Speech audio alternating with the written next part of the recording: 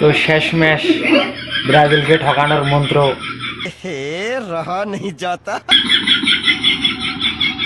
তান্ত্রিক বাবা, আজকে রাত তো ব্রাজিলের খেলা আছে, যেমনি হোক ঠকানি লাগবো। ওরে মেসির পোলা, তুই কোনো চিন্তা করিস না। अभी मजा आएगा ना भिड़ो। ব্রাজিলকে দায়িত্ব আমার।